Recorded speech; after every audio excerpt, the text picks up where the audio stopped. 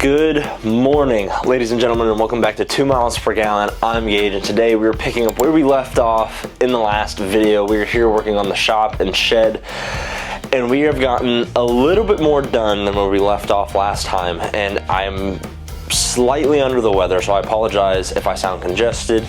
All of the pollen and allergens in the air are kind of getting to me at the moment, and it has not been fun. However, since the last clip, I finished up all of the wiring. We have the sub panel completely hooked up. We have all of our switches. We have our GFI, outdoor lights, and then all of our outlets are hooked up. I also ended up getting everything cleaned up and picked up. All the insulation is kind of up and packed away at the moment where we're not working. And I'm trying to finish everything down here before we work up there, and then the ceiling as well. So once we get that figured out, it's really just smooth sailing from there. However, this shit is itchy as hell. It is not fun to work with. Other than that, we're just gonna be rolling straight into it. There's not a whole lot to talk about, not a whole lot to get into. One thing that we wired up that is new, that wasn't in the last one, is on this panel, or on this wall here, there's a new switch, and this controls the lights right above me. So what this is gonna allow us, whenever we have our workbench and our tool chest and whatnot, that's gonna give us light directly onto the tabletop in conjunction with these guys here.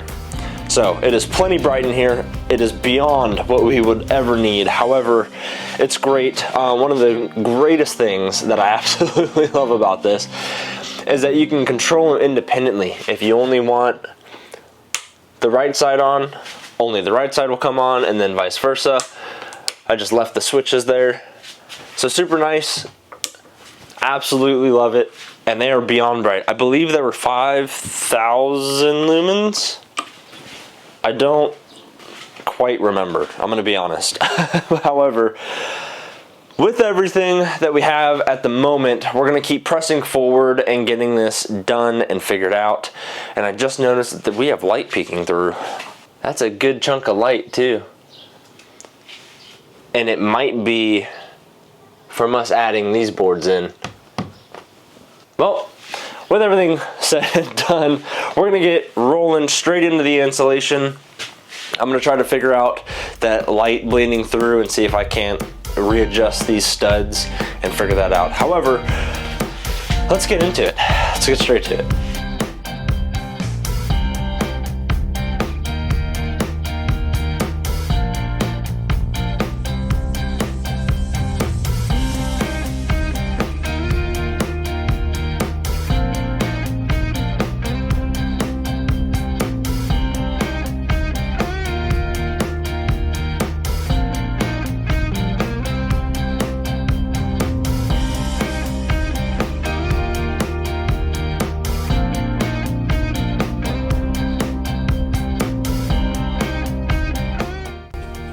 All right, we got almost all of the downstairs portion done. We still have this window here and then this one corner over there, and then we are moving on to the upper portion. Now there's a couple things that we got to do, and it involves cutting a little bit more wood. If we head on up and we head over to, oh goodness, where I have these supports in for these outer edge beams, we have a little bit of a lip here, and the insulation isn't going to fit. So in order to fix that, I'm going to take this piece of wood here and some others and put it just like that. Now we have 2 2x4s deep, and it should be roughly close.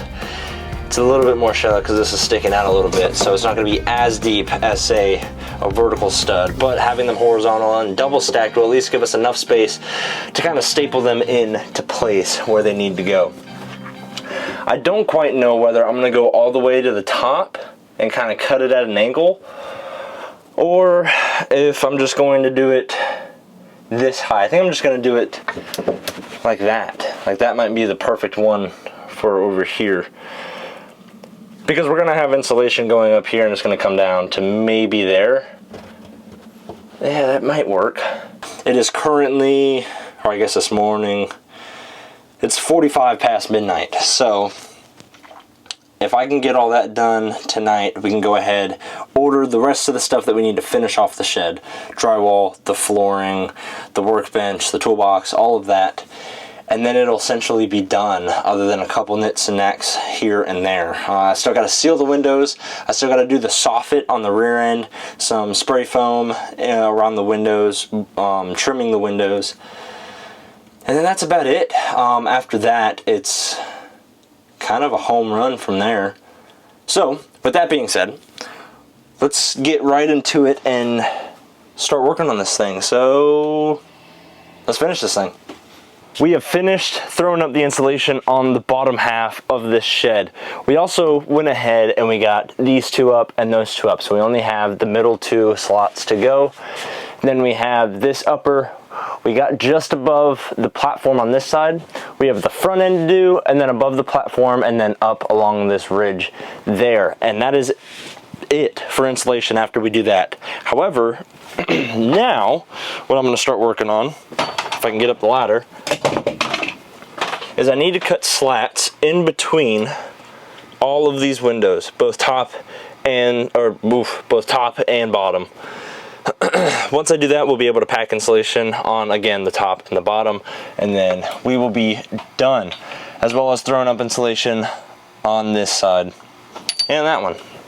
So I'm extremely excited because we are getting close. It is just down to the monotonous work now that I'm not excited about, and it is not going to be fun. However, because it was raining last night, and it's also kind of late. It is currently 11:36, so not a great time to be using the saw outside. So I brought the saw horses inside. I brought some wood inside. I got 3 12-foot 2x4s, and that 2 of them ought to be enough to do the windows, and then 1 ought to be enough to start doing the slats up there as well as up along there. So super excited about this. We need to do it, so let's do it. With how far we have come on this entire project, I am beyond excited to not only see the final product, but to be done with this whole thing. It has been, what's the word? Quite the journey. I don't know half as much as I'm sure a lot of you know about not only woodworking, but building something. I've been kind of explorative with all the stuff that I've been into almost my entire life. I've been quite creative, quite handsy with the stuff that I do. I love working on things, I love doing things, and I take enjoyment out of it. With this shed, or shop, whatever you want to call it, the project itself, it's been not only a learning curve, but quite an exciting experience at that. I'm more of excited for it to be a work area as well as kind of an office space is my goal with it. It's going to kind of hit 2 birds with 1 stone. With the house that me and my wife bought, now in case y'all weren't aware, haven't seen any of the other videos, me and my wife bought our house. I was 19, she was 20 at the time, and we've been living in it for almost a year now. And it has been a huge learning curve and a huge milestone in our lives, and we couldn't have been happier with it. However, with us being so young and kind of new to our careers, and the wife still being in school and whatnot, obviously we couldn't afford some crazy extravagant house, which I'm not upset about. I'm happy with what we have. I'm very grateful to be in a position to even buy a house at 19, but we don't have room for an office inside. Jesus, that was a horrible cut. The saw blade started skipping on me. Now, as I was saying, we don't have room inside for any sort of office space. And when it comes to the wife working on, schoolwork or documents, and me editing videos or working on stuff for my work, it is not the greatest area to try and work on something, and it's not been, I don't even know the word. efficient. We'll go with that. It's not been efficient.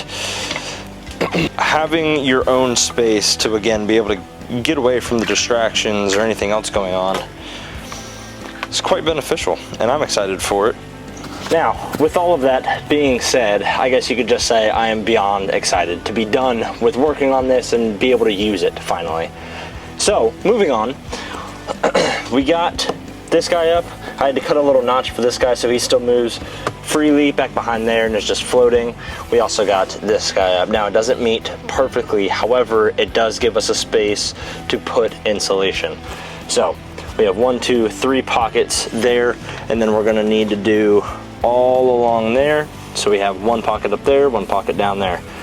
I don't know what I'm gonna do about the part that's kind of hanging over as far as like shoving insulation up there goes, but for now we're just gonna have to rock with it.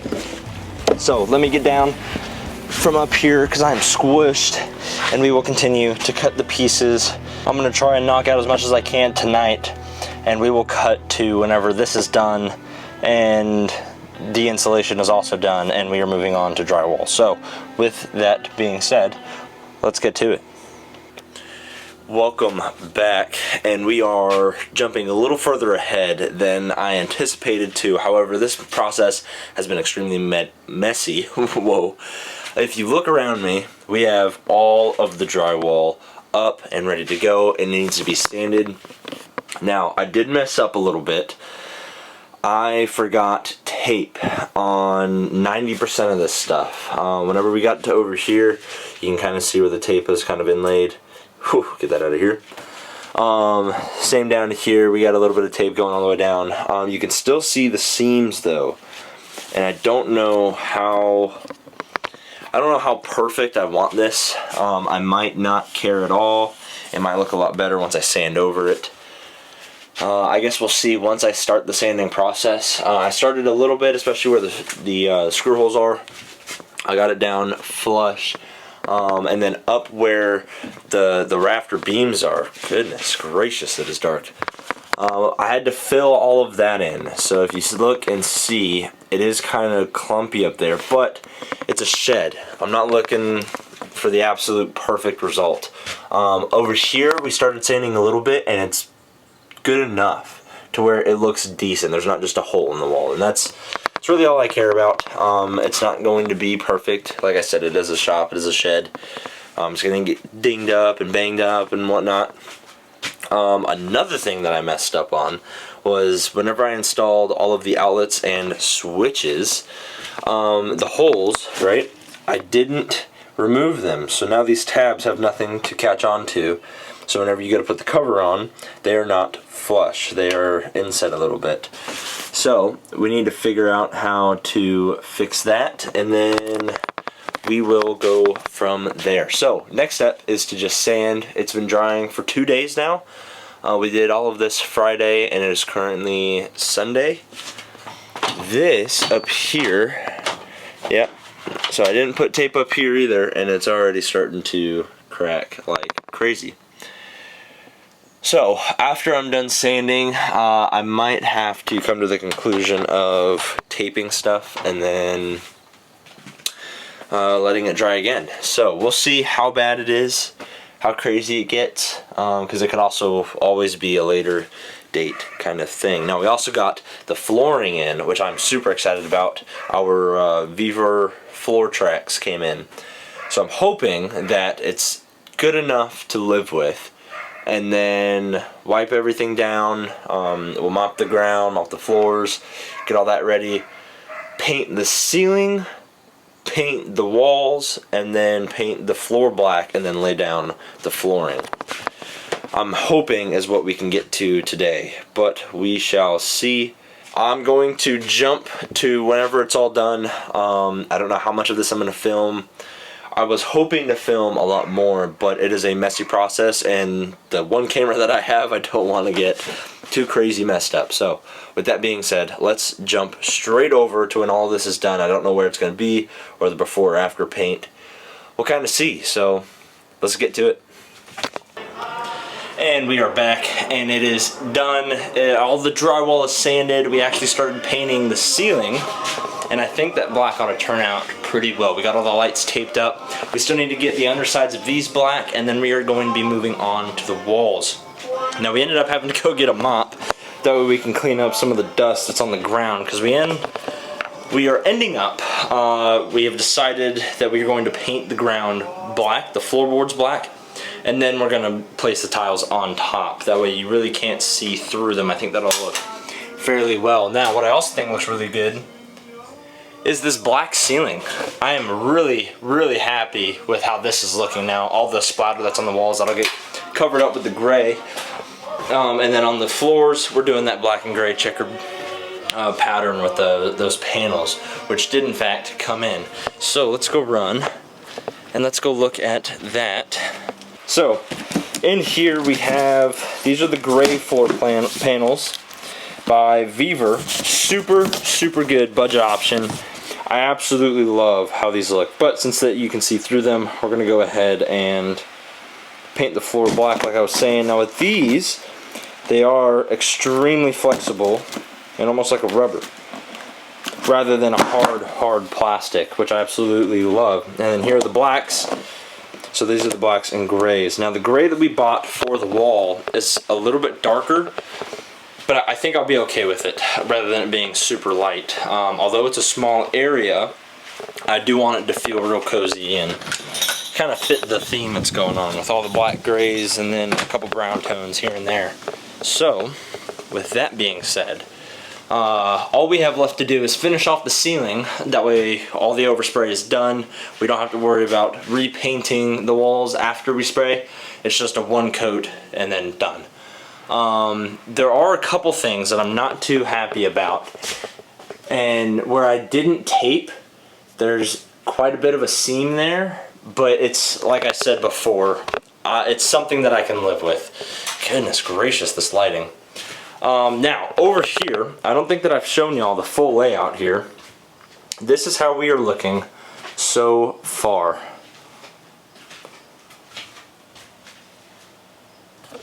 I am extremely happy with it. Now on this wall, what we're going to do is we're having the toolbox in that corner. Workbench is going to go over here.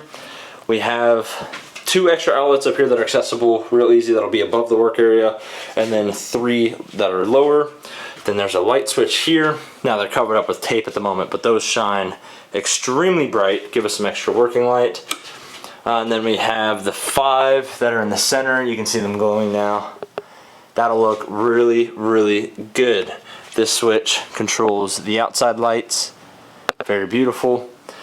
Now with these 2 windows, we're gonna have the workbench here. We have another window there, so I think that'll provide ample light, especially, well, I can't close it at the moment, but whenever that door is closed and I do any recording here, I think if I set it there, I think that'll be pretty good. I'm excited for it. I am so excited to have this done, and it feels crazy having everything almost done. It's just on to paint and then it's essentially done.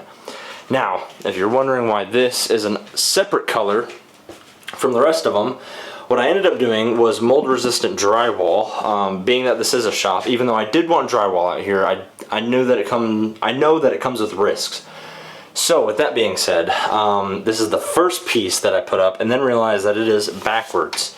The green part is the mold resistant. As you can see there, beautiful. Absolutely gorgeous. Messed it up. Now I also tried, as you can see back here, I tried to kind of seal in. There are some gaps up here. This part's really good. This part, you can see it's cracking a little bit and kind of dipping in, but like I've said multiple times, it is not meant to be absolutely perfect in here.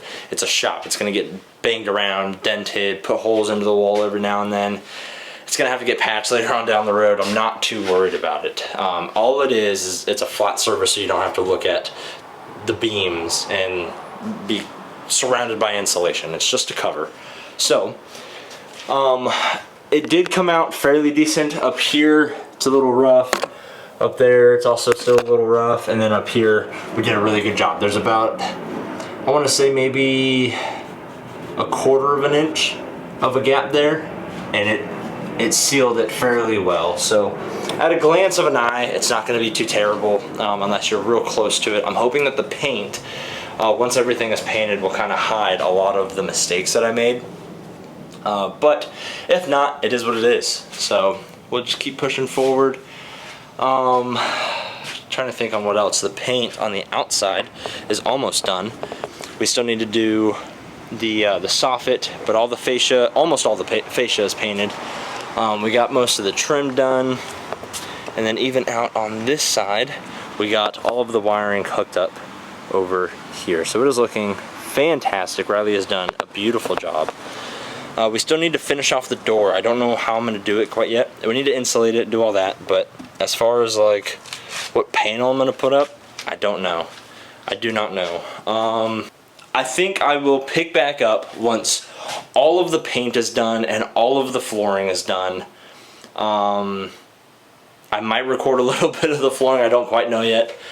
I'm trying to knock it out all today. That way we can focus on cleaning up the yard and all the other stuff that is a mess. So let's get to it and jump to the next clip.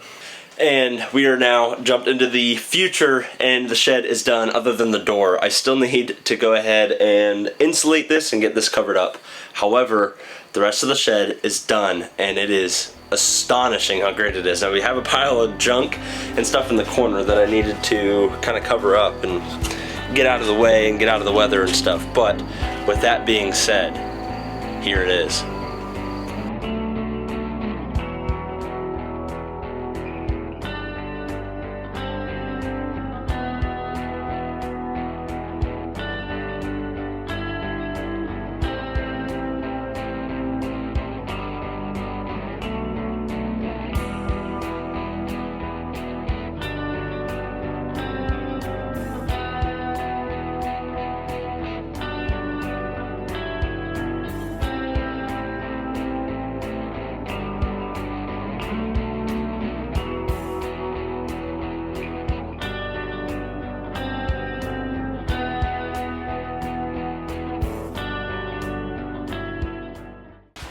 It is absolutely wonderful in here. It's a little echoey, and boy am I happy for this to be done, and it turned out pretty decent. As you can see, I am beyond ecstatic.